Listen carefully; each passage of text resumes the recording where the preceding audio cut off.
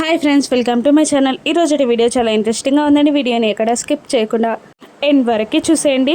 దాత్రి కేదార్లు కౌశికి శ్రీమంతానికి అన్ని ఏర్పాట్లు చేస్తుండగా నిషి వైజయంతి అడ్డుకుంటారు. ఇక దాత్రి కూడా అంతే కాన్ఫిడెంట్గా ఎవరేం చేసినా కూడా ఈ శ్రీమంతం ఆగదు అని తేల్చి చెప్పడంతో యువరాజ్ రంగంలోకి దిగి కేదార్ని ఇలా అంటుంటాడు, అసలు మా అక్కకి శ్రీమంతం చేయడానికి నువ్వెవర్రా? మా అక్కకి ఏదైనా చేస్తే నేను చేయాలి, నువ్వెవడు మా అక్క శ్రీమంతం చేయడానికి అని యువరాజ్ అంటూ ఉండగా ఇక కేదార్ కూడా అంతే కాన్ఫిడెంట్గా బదిలిస్తూ ఉంటాడు. అవునరా, నువ్వు అక్కకి తమ్మునివే కదా, నీకు తెలుసు కదా అక్క ప్రెగ్నెంట్ అని తెలుసు, అక్కకి సీమంతం చెయ్యాలి అని తెలుసు, కానీ మరి ఎందుకు చేయలేరా, నువ్వేం చేసావురా అని కేదార్ కూడా యువరాజ్ని అంటూ ఉండగా యువరాజ్ మాత్రం ఏం సమాధానం చెప్పలేక సైలెంట్గా ఉండిపోతాడు.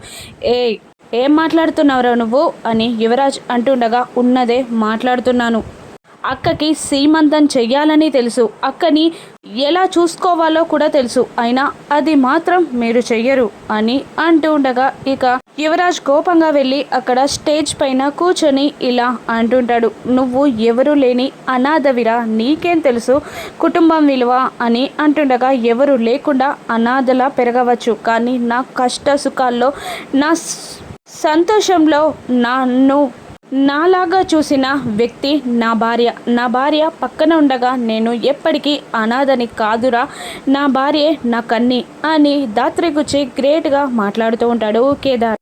ఇక ఆ గొడవ మాటలు అన్నీ విని కౌశికే ఏమైంది, ఎందుకు గొడవ పడుతున్నారు అని అక్కడికి వచ్చి అడుగుతుండగా ఏం లేదు వదిన, సీమంతం ఆపమని గొడవ చేస్తున్నారు అని అంటుండగా ఇక కౌశికి చాలా బాధపడుతూ ఉంటుంది. ఏంటే మా వదినకి మా మీద చాడీలు చెప్తున్నావు అని నిషి అంటూ ఉంటుంది. ఇక మీరెవరు అసలు మా వదిన సీమంతానికి ఏర్పాట్లు చేయడానికి అని మళ్ళీ నిషి అడుగుతుండగా సుధాకర్ అక్కడికి వచ్చి ఇలా అంటుంటాడు, వాళ్ళేమి వాళ్ళంతటా వాళ్ళే సీమంతానికి ఏర్పాట్లు చేయలేదు, వాళ్ళు నన్ను అడిగారు సీమంతం ఏర్పాట్లు చేయమని నేనే చెప్పాను, అందుకే వాళ్ళు ఏర్పాట్లు చేస్తున్నారు అని సుధాకర్ అనేసరికి ఇక యువరాజ్ ఇలా అంటుంటాడు, నువ్వు ఒక్కడివి ఒప్పుకుంటే సరిపోతుందా నాన్న, మా ఇంట్లో వాళ్ళ అభిప్రాయాలు అవసరం లేదా అని అడుగుతుండగా మంచి పని చేయడానికి అభిప్రాయాలు ఎందుకురా, అయినా సీమంతం చేయాలని మీరు ఆలోచించట్లేదు, వాళ్ళు చేస్తానన్నారు చేయమన్నాను అని సుధాకర్ అనేయడంతో వాళ్ళందరి నోర్లు మూతపడతాయి. అప్పుడు వైజయంతి కౌశికిని ఇలా అంటుంటుంది, అమ్మి నువ్వే ఇలా చేసేది, నువ్వే ఒప్పుకున్నావా సీమంతానికి అని అంటూ ఉండగా ఇక దాత్రి వదిన తప్పేం లేదత్తయ్య, మేం బలవంతంగా ఒప్పిస్తేనే వదిన ఒప్పుకున్నారు అని దాత్రి అంటూ ఉంటుంది. ఇక నిషి ఇలా అంటూ ఉంటుంది, కరెక్టే మీరు ఒప్పుకున్నారు, ఇప్పుడు ఈ సీమంతం జరుగుతుంది, కానీ కౌశికి అత్తవారి ఇంటి నుండి ఎవరైనా వచ్చి అత్తారిల్లు ఇంత పుట్టడి దుఃఖంలో ఉంటే మీరు సంబరాలు జరుపుకుంటారా అని అంటే మన కుటుంబం పరువు పోదా అని నిషి అంటుండగా అప్పుడే అక్కడికి సురేష్ వచ్చి మా ఇంటి నుండి ఎవరు వచ్చినా నేను చూసుకుంటాను అని అనేస్తాడు. ఇక సూపర్ అన్నయ్య, మీరు కరెక్ట్ రైట్ టైంలో ఎంట్రీ ఇచ్చారు, ఇక చెప్పండి ఇంకా ఈ సీమంతం ఆపడానికి మీ దగ్గర ఏమైనా కారణాలు ఉన్నాయా అని దాత్రి వాళ్ళందరినీ అడగడంతో వాళ్ళందరూ నోర్లు మూసుకుంటారు. ఇక దాత్రి ఇలా అంటుంటుంది సురేష్ని, ఇక మీరే వదినని తీసుకెళ్ళండి అన్నయ్య, రెడీ చేపించండి అని అంటుండగా సరే అమ్మా అని సురేష్ అంటుంటాడు. వదిన ఏం ఆలోచించకండి, వెళ్ళి రెడీ అవ్వండి అని అంటూ ఉంటుంది దాత్రి. ఇక వాళ్ళందరూ వెళ్ళిపోగానే ఇక సుధాకర్ వాళ్ళందరినీ ఇలా మాడు ముఖాలతో కాకుండా కాస్త నవ్వుతూ ఉండండి అని అంటూ ఉంటాడు. ఇక నిషి గ్యాంగ్ మొత్తం బయటికి వచ్చి మాట్లాడుకుంటూ ఉంటారు. మావయ్య ఏంటి అలా అన్నారు, మనకు సపోర్ట్ చేయాలి కానీ వాళ్ళకు సపోర్ట్ చేయడం ఏంటి అని అంటుండగా ఆయన అంతే అమ్మి, ఇప్పుడు కూతురికి సీమంతం చేస్తాడు, కొడుక్కి ఆస్తి రాసిస్తాడు, మనం ఇలాగే చూస్తూ ఉంటే మన చేతికి చిప్పలే మిగులుతాయి, మనల్ని నడి రోడ్డుపై నిలబెట్టేస్తాడు, ఏదో ఒకటి చేసి ఈ సీమంతాన్ని ఆపాలి అని అంటూ ఉంటుంది వైజయంతి. ఏం చేయమంటారు అని ఆలోచించి ఆదిలక్ష్మికి ఫోన్ చేసి చెప్తే ఎలా ఉంటుందంటారు అని నిషి అంటుండగా భలే ఐడియా అమ్మి అని అంటూ కాల్ చేసి ముందుగా ఈ విషయం చెప్పు అని వైజయంతి అనగానే ఆదిలక్ష్మికి నిషి కాల్ చేసి ఎలా ఉన్నారు పిన్ని గారు అని అడుగుతుండగా, మీ వదిన మిగిల్చిన కన్నీళ్లతో ఇలా ఉన్నానమ్మా, ఇప్పుడు ఎందుకు కాల్ చేశావు అని అంటుండగా, అయ్యో ఇంట్లో సీమంతం జరుగుతుంది కదా, సంబరాలు జరుగుతున్నాయి కదా, మీకు తెలీదా, మీకు తెలిసేమో మీరు ఎప్పుడు వస్తున్నారో కనుక్కోవడానికి చేశాను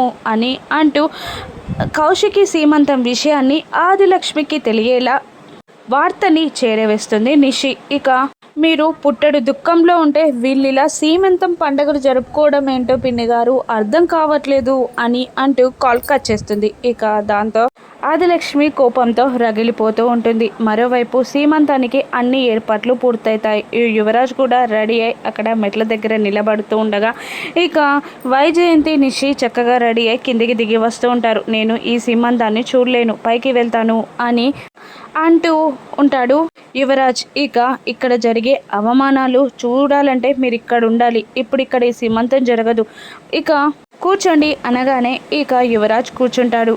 సురేష్ కౌశికిని తీసుకొని స్టేజ్ ఎక్కుతారు. ఇక దాత్రి కూడా కౌశికి పక్కేనే ఉంటుంది. ఇద్దరు కౌశికి దాత్రి చూడడానికి చాలా బాగుంటారు. సీమంతానికి చుట్టాలు కూడా అందరూ వస్తారు. ఇక దాత్రి ఇలా అంటూ ఉంటుంది, అన్నయ్య మీరు పైకి వచ్చి వదనకి బొట్టు పెట్టి గంధం రాసి గాజులు వేయండి అని అంటుండగా, అలాగే అంటూ సురేష్ పైకి వెళ్ళి కౌశికి బొట్టు పెట్టి గంధం రాస్తూ ఉంటాడు. ఇక ఆదిలక్ష్మి ఇంకా రావట్లేదేంటి అని వైజయంతి నిషి ఎదురు చూస్తూ ఉంటారు. ఇంతలోనే సురేష్ గాజులు వేసేలోపే ఆదిలక్ష్మి వచ్చి ఆపండి అని అరుస్తుంది. ఇక ఆదిలక్ష్మిని చూడగానే కౌశికి సురేష్లు దాత్రి కేదార్లు షాక్ అవుతూ ఉండగా నిషి వైజయంతి మాత్రం సంతోషపడుతూ ఉంటారు. ఇక ఆదిలక్ష్మి అందరి ముందుకు వచ్చి ఇక్కడ ఏ సీమంతం జరగట్లేదు, అందరూ వెళ్ళిపోండి అని అంటూ ఉండగా, అమ్మ అలా కాదు కాసేపు ఆగమ్మా అని అంటూ ఉండగా ఇక దాత్రి వచ్చి, పిన్ని గారు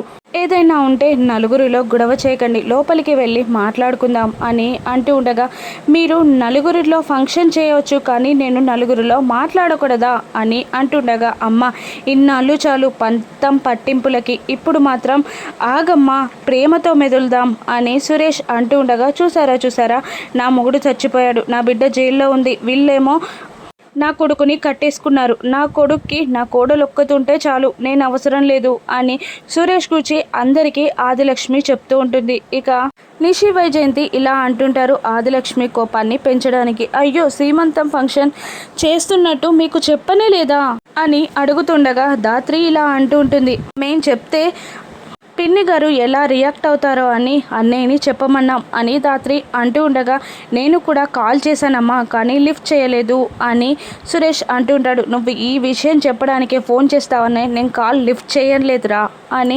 ఆదిలక్ష్మి అంటుంది. ఇక మేమెవ్వరం చెప్పకుంటే మీకు విషయం చెప్పింది ఎవరు అని దాత్రి ఆదిలక్ష్మిని అడుగుతూ నిషిని కోపంగా చూస్తూ ఉండగా, ఆదిలక్ష్మి ఎవరు చెప్తే ఏంటి, ఈ ఇంటి వియ్యపురాల్ని నేను, నాకు నిజం తెలియాలి కదా అని ఆదిలక్ష్మి అంటుంటుంది. ఇక వైజయంతి నిజం ఎవరు చెప్పారన్నది కాదు, ఇప్పుడు ముందు కార్యక్రమం చూడండి అని అంటూ మాట మారుస్తూ ఉంటుంది. కౌశికి కిందికి దిగి వచ్చి ఆదిలక్ష్మి చేతులని పట్టుకొని, అత్తయ్య నేనెప్పుడు మిమ్మల్ని ఒక అమ్మలా చూశాను, మీతో విభేదాలు వస్తే నేను భరించలేను, ఒక్కసారి వచ్చి నాకు బొట్టు పెట్టి నన్ను అమ్మలా ఆశీర్వదించండి అత్తయ్య అని కౌశికి బ్రతిమిలాడగానే ఇక ఆదిలక్ష్మి మనసు కరుగుతుంది. ఇక వైజయంతి వదిన వచ్చిన వారు వచ్చారు కదా, ఇక బొట్టు పెట్టండి, బిడ్డని ఆశీర్వదించండి, అమ్మ కౌశికి అలా కుర్చీ నుంచి దిగి రాకూడదు, వెళ్ళి కూర్చో అమ్మ, సురేష్ వెళ్ళు అని అనగానే కౌశికి వెళ్ళి